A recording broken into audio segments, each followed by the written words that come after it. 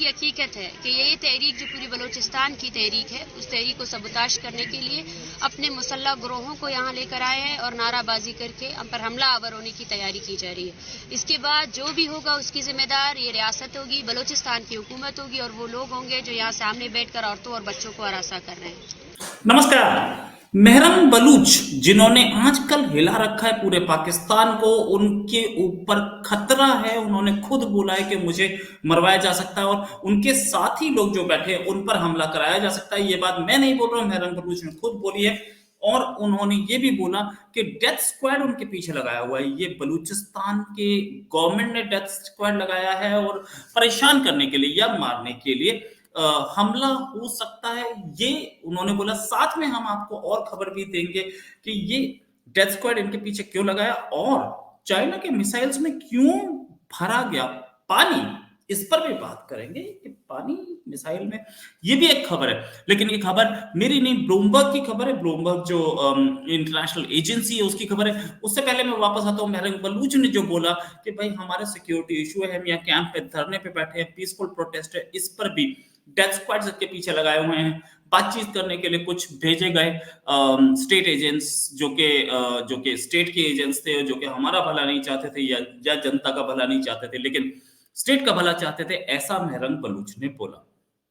17वां दिन है लेकिन कोई मीडिया यहाँ पे नहीं है। मीडिया के नाम पर कुछ टाउट्स भेजे गए जिन्होंने मुज़म्मती कहकर जो है ना सिर्फ और सिर्फ हमारे बयानिए और यहाँ पे ख़ानदानों की जो है ना तजलील की, उनके जज्बात के साथ खेला।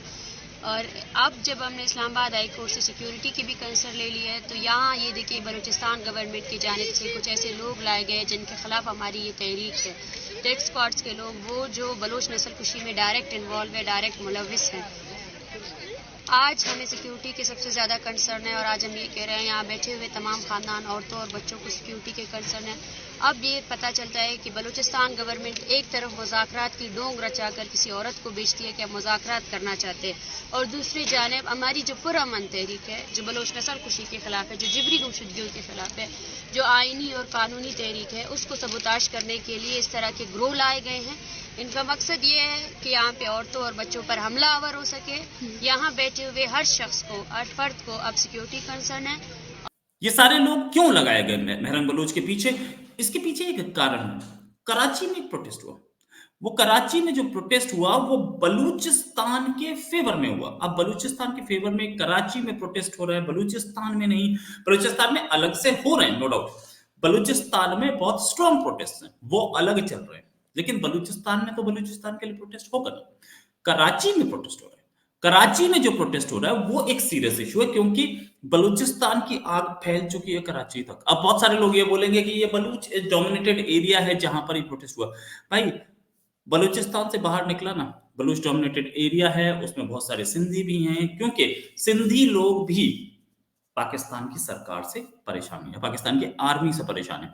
ये धीरे धीरे करके एंटी आर्मी होता जा रहा है, इसीलिए डेथ स्क्वाड्स भी लगाए हुए हैं मेरंग बलूच के पीछे। मेरंग बलूच जो अब तक एक डॉक्टर मेरंग बलूच इनफैक्ट एमबीबीएस हैं और उसके बाद ये इन्होंने फर्दर स्टडी भी की है, जो कि अब तक एक एक अननोन, लगभग अननोन लेडी थी, वो आज इंटरनेशनल फ्रेम पर आ चुकी है। और क्यों आ चुकी है इंटरनेशनल फ्रेम पर? सिर्फ इसलिए आ चुकी कि वो एक पावरफुल 6 लाख की आर्मी के खिलाफ अकेली खड़ी है लेडी। उस लेडी के साथ सपोर्ट है पंजाब में, सिंध में, बलूचिस्तान में, खैबर पख्तूनख्वा में, मतलब सारी स्टेट्स में। और एक ऐसी सिचुएशन आ चुकी है कि पाकिस्तानी आर्मी उसको चाह के भी उसका मर्डर नहीं करा सकती। लेकिन डेथ स्क्वाड लगाए गए हैं तो कुछ ना कुछ तो होगा। मेरंग बलूच को भी लोग बताने वाले हैं। मेरंग बलूच ने भी सबके सामने बोल दिया कि डेथ स्क्वाड लगे हैं, हमें मारने की साजिश हो रही है। अब तो पाकिस्तान की सरकार को इस पर एक्शन लेना ही पड़ेगा। मेरंग बलूच के सिक्योरिटी के लिए काम करना पड़ेगा। लेकिन हाँ, ये जरूर है कि इस लेडी के तरफ से बहुत सारी खबरें और आएंगी। एक और खबर यह कि शेख हसीना वाजिद की गवर्नमेंट की पार्टी चौथी बार गवर्नमेंट बनाने जा रही है। उनको सबसे ज्यादा यानी कि मेजॉरिटी मिल गई। अब ये गवर्नमेंट ना बन पाए, इसके लिए कुछ वेस्टर्न गवर्नमेंट्स लगी थी। हमें भी पता है कौन कौन लगी थी, इस पर भी एक किसी दिन डिटेल रिपोर्ट बनाएंगे, लेकिन नहीं हो पाया। जीत हमारे इनको खैर चाइना भी सपोर्ट कर रहा था, लेकिन सबसे ज्यादा सपोर्ट इंडिया की तरफ से था, प्राइम मिनिस्टर मोदी की तरफ से। ये एक जो चौथी बार ये प्राइम मिनिस्टर बनने जा रही हैं, ये एक बड़ी अचीवमेंट है इंडिया की फॉरेन पॉलिसी की। साथ में ये भी कि हम अगले 5 साल तक बांग्लादेश की तरफ से इतनी प्रॉब्लम में नहीं रहने चाहिए, जहां जहां हर जगह से, हर शहर से, मतलब हर क्या बोलते हैं, हर कंट्री से, हर रीजन से हमें चाइना बाहर निकालने की कोशिश कर रहा है। वहां बांग्लादेश में हमारे फेवर की गवर्नमेंट बैठी रहेगी अगले 4 साल तक। एक और खबर, बलूचिस्तान की जो लड़ाई थी उसमें मैंने आपको कल रात ही बताया था कि जो खबर आ रही है कि मिनिस्टर सस्पेंड कर दिए गए, वो खबर गलत है। अब इस खबर में अंदर की खबर ये कि वो खबर तो वो डील करेंगे कि मिनिस्टर्स का सस्पेंड करना है या निकालना है। और सस्पेंशन मिनिस्टर का क्या होता है, किसी मिनिस्टर का सस्पेंशन नहीं होता है, मिनिस्टर को सैक किया जाता है। ये सबको समझ में आना चाहिए। मिनिस्टर वो नहीं, सरकारी मुलाजिम है जो सस्पेंड कर दिया, मिनिस्टर कोई परमानेंट नौकरी तो होती नहीं। आज रफा दफा किया कल, हमारे इंडिया में मैंने आज तक कोई मिनिस्टर सस्पेंड नहीं देखा क्या। लेकिन मिनिस्टर सस्पेंशन की खबर आई और वो मुझे नहीं पता, मिनिस्टर जो सस्पेंड जिसका नाम किया जा रहा था उसी ने खुद बोल दिया कि फेक न्यूज है। अब ईज माई ट्रिप, जिसके पास 8% मार्केट शेयर है इंडिया का, उसने विद इमीडिएट इफेक्ट सारी की सारी फ्लाइट बुकिंग्स मालदीव्स की कैंसिल कर दी। मतलब अब वो फ्लाइट बुकिंग्स मालदीव्स की नहीं करेगा। बहुत बड़ा झटका है। साथ में अब हम उम्मीद करते हैं कि मेक माई ट्रिप, जिसके पास 56% मार्केट शेयर है, साइजेबल चंक है, ये पूरा का पूरा 1.5 लाख करोड़ का मार्केट है। हम उम्मीद कर रहे हैं कि अब मेक माई ट्रिप भी इसके फॉलो करेगा और जल्दी ही कर भी लेगा, क्योंकि ये देश का मामला है, देश की इज्जत का मामला है, सिक्योरिटी का मामला है, प्राइम मिनिस्टर की इज्जत का मामला है। तो सारी कंपनीज जल्दी इस काम में फॉलो कर सकती हैं। हम इस पर नजर रखेंगे और आपको बताते रहेंगे साथ में। अब हम आते हैं कि चाइना के प्रेसिडेंट क्यों है टेंशन में, क्यों चाइना के मिसाइल्स में भरा गया पानी। चाइना के प्रेसिडेंट ने अपनी आर्मी के बहुत सारे लोग अभी सैक किए, ज्यादातर उसमें मिसाइल डिपार्टमेंट के लोग थे। चाइना की जो रॉकेट फोर्स थी उसमें करप्शन इतना है कि उन्होंने साइलोज होते जिसमें रॉकेट रखा जाता है, मिसाइल रखा जाता है, वो साइलोज के ढक्कन ठीक नहीं बनाए, साइलोज में तेल की जगह पानी भर दिया, दिखाने के लिए पैसा खा गए। ऐसा कहना है, मेरा नहीं, ऐसा कहना है ब्लूमबर्ग का, एक इंटरनेशनल न्यूज एजेंसी है, माइकल ब्लूमबर्ग, जिसके ओनर हैं, न्यूयॉर्क के मेयर भी थे और बहुत बड़े पॉलिटिशियन।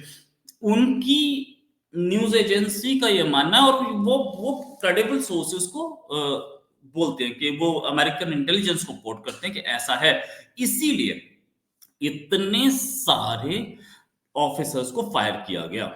अच्छा, इसका इम्पैक्ट भी था।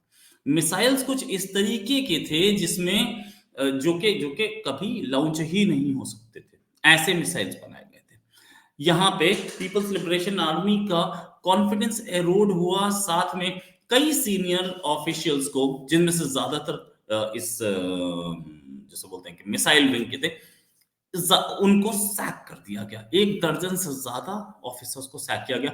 यहां तक कि अभी हाल में तो डिफेंस मिनिस्टर भी सैक हो गए थे। तो ये सारी कहानियां अब हम लोगों को पता लग रहा है कि शी जिनपिंग, इसी रिपोर्ट में लिखा है कि इन्होंने पेंटागन के एक लेफ्टिनेंट कर्नल का भी नाम लिखा है, मैं उसका नाम नहीं लेना चाहता हूँ, रिपोर्ट में है। इसमें लिखा है कि शी जिनपिंग की इनर जो लॉबी है उससे कहीं इंफॉर्मेशन मिलती है कि हांगकांग और साउथ चाइना सी पर ये अपनी, शी जिनपिंग अपनी पकड़ बनाना चाहते थे। और अब इस रिपोर्ट के बाद वो किसी भी कंट्री पे हमला करने लायक तो नहीं है, at least for the next 5-6 years वो किसी कंट्री पे हमला नहीं कर सकते। अच्छी न्यूज है चाइना के लिए, अच्छी न्यूज है रेस्ट ऑफ द वर्ल्ड के लिए, मतलब चाइना के लिए बैड न्यूज, अच्छी न्यूज है अमेरिका के लिए, अच्छी न्यूज है इंडिया के लिए। चाइना, ये भी देखना पड़ेगा कि ये खबर कितनी क्रेडिबल है, लेकिन एक खबर है, यूएस इंटेलिजेंस की खबर जनरली, क्योंकि मैं दे रहा हूं इसीलिए दे रहा हूं क्योंकि यूएस इंटेलिजेंस की खबर जनरली गलत नहीं होती, और अगर गलत है भी तो यह खबर तो बनती है। एक ऐसी खबर आ रही है यूएस इंटेलिजेंस को कोट करते हुए, ब्लूमबर्ग दे रहा है, तो ये खबर बनती है और देनी भी जरूरी है। शी जिनपिंग मॉडर्नाइज करना चाहते थे 2027 तक पूरी फोर्सेस को, और उसमें ये करप्शन एक सांप की तरह सामने आके खड़ा हो गया। दिसंबर 27 पिछले साल, आई मीन लाइक अभी 5-6 अभी करीब 10 दिन पहले चाइना की टॉप लेजिस्लेटिव बॉडी से 9 डिफेंस फिगर्स को हटाया गया। 5 उनमें से मिसाइल डिपार्टमेंट के थे। साथ में चाइना की पॉलिटिकल एडवाइजरी बॉडी, उसमें से 3 लोगों को जो कि मिसाइल मैन्युफैक्चरिंग यूनिट थे, 3 एग्जीक्यूटिव्स को हटाया गया जो मिसाइल मैन्युफैक्चरिंग यूनिट के थे, और एक और रॉकेट फोर्स मेजर जनरल को साइलेंटली बीजिंग की म्युनिसिपल लेजिस्लेचर बॉडी से हटा दिया गया। इस पूरी गाज उन्हीं लोगों पे गिरी जो मिसाइल के थे। तो ये समझना बहुत जरूरी है, और ये क्लियर भी होता है, इसमें क्लैरिटी भी आती है कि कहीं मामला मिसाइल का है और मिसाइल्स इनके ठीक नहीं है। हालांकि इनके मिसाइल्स कैपेबल हैं, ये कई बार दिखा चुके हैं, हम ऐसे इसको खतरे को इतनी आसानी से भी नहीं ले सकते। लेकिन ऐसा है कि दिखाने के दांत और ये वाले करप्शन वाले दांत, और ये भी बहुत बड़ी पॉसिबिलिटी है कि एक मिसाइल फायर किया गया जो सही चल गया, बाकी मिसाइल्स जो फायर नहीं किए गए उनमें हो सकता है पानी भरा हो, उनमें हो सकता है वो उड़ने लायक ना हो, जो भी हो। लेकिन इस रिपोर्ट के हिसाब से अगले करीब 5 से 7 साल तक किसी पर हमले करने लायक नहीं है चाइना। इसी के साथ एक और खबर कहते हैं हाजिर होंगे। अभी के लिए नमस्कार, धन्यवाद, जय हिंद।